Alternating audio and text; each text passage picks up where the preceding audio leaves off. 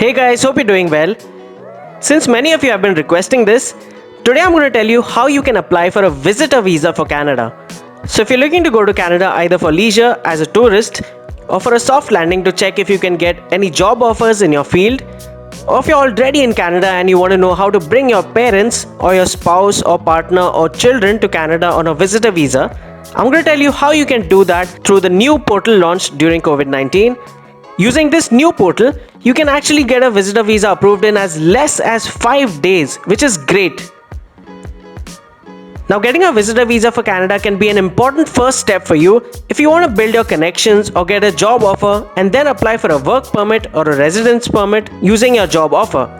Also, this visa is not that expensive and it's issued really quick, so that helps too. In this video, I'm going to tell you everything you need to know, like the documents, your funds, the importance of an SOP or statement of purpose, your invitation letter, the total fees, and how to apply as well, so do watch the video till the end. Hey guys, this is Jason from Dream Canada. If you're new to the channel, I show people how to save their money and immigrate to new countries through my videos without the help of any immigration consultants or agents or lawyers. You can find all the process instructions for you to apply on your own through this channel. Subscribe now because all the information provided here is completely free and I answer all your queries in the comment section and on my social handles on Instagram and Twitter, so don't forget to follow us there as well. You can even get in touch with us directly via WhatsApp on the number shared on the screen. Now coming to the documents required. The most important app right now to enter Canada is the ArriveCAN app. You must use ArriveCAN to provide mandatory travel and public health information before and after your entry into Canada. The mobile app is completely free and is available on both Android and Apple platforms.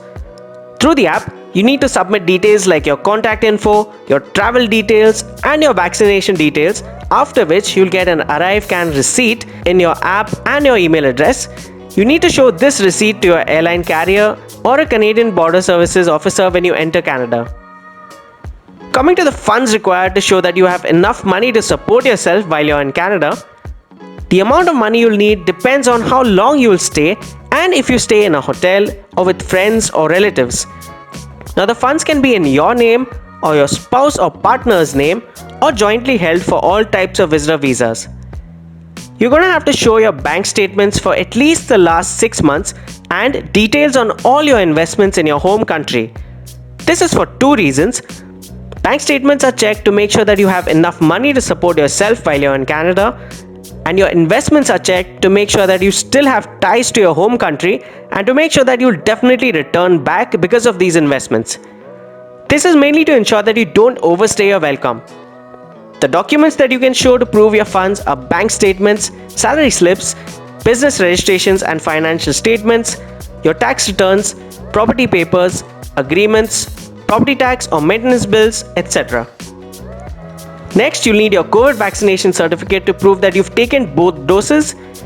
The list of approved vaccinations is given on the IRCC website, and to qualify as a fully vaccinated traveler, you must have received your second dose at least 14 calendar days before the day you have to travel to Canada. You have to enter your vaccination details on the ArriveCAN app as well before 72 hours of your arrival in Canada. Next, you'll also need identity documents like a valid passport and if you're married, your marriage certificate. Now coming to your SOP or your statement of purpose. Now although an SOP is not mandatory, it's an important document which highlights the reasons for your visitor visa application and explains why IRCC should grant you a visitor visa.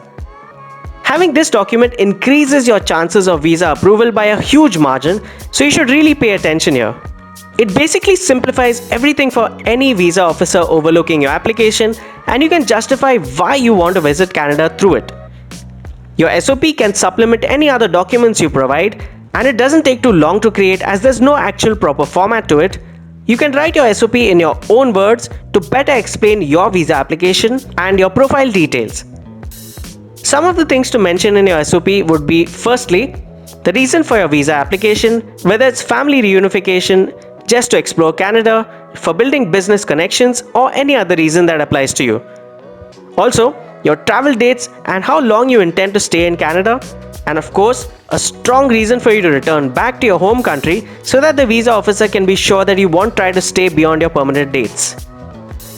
Next, we come to your invitation letter and why you need it. Now, the SOP and the invitation letter both serve completely different purposes. Through the invitation letter, it's established if you have any connections or relatives already in Canada. If you do have a spouse in Canada, or maybe if your children are in Canada, then you can opt for this. If you're coming to Canada just to explore and for tourism purposes, you don't really need this letter. So what do you need to mention in your invitation letter? Just basic details on the people or family members sending you this invitation letter. What is their current status, whether they're on a study permit or a resident permit, etc. And also the basic reason why they are sending you an invitation to Canada. Any supporting documents like study or resident permits, lease agreements, job offers, etc. need to be uploaded along with your visa application. Now that you know all the documents needed, I'm going to tell you how to apply for your visitor visa. We're going to cover 4 main steps involved in the whole process, and I'm going to tell you about each of these 4 steps in detail so you're not confused at any stage. The first step is to check if you're eligible to travel to Canada. There's a tool on the IRCC website to help you determine if you're eligible or not.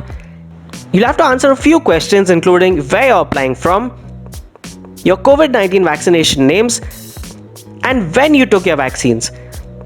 If all your answers are satisfactory, you'll be notified that you'll likely be allowed to enter into Canada.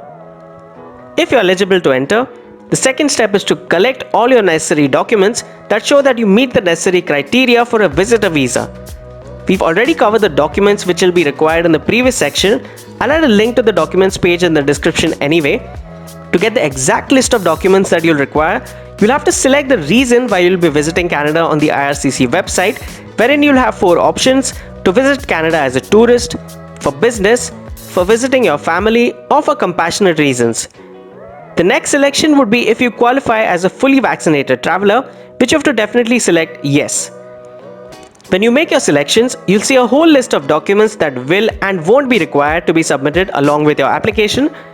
These documents, as explained before, can include your vaccination reports, your ArriveCAN receipt, your itinerary, your bank account statements, your passport, and details about your family. The third step is to apply online by creating an online account and uploading scanned copies of all the documents that you've collected in the previous stage. You'll also have to pay your application fee at this stage. Your biometrics fee is 85 Canadian dollars per person, and your visitor visa fee is $100 per person. You can make payments using credit cards and prepaid cards from Visa, MasterCard, American Express, JCB, and Union Pay. The last step is to give your biometrics at your nearest VFS center. After your biometrics, depending on where you applied from and your visa office, you'll get a decision really quickly in about 3 to 5 days, as the new application portal is really quick and streamlined. The maximum time taken is around 12 days. Alright guys, so that was how you can get your Canada visitor visa through the new portal. For more immigration and travel tips, subscribe to this channel now. Do like this video if you like the content and comment what topic you would like to hear about next. Thank you so much for watching. Remember to subscribe for regular updates on immigration and don't forget to follow us on Instagram as well. I wish you the best of luck for your application and hope you have a great day.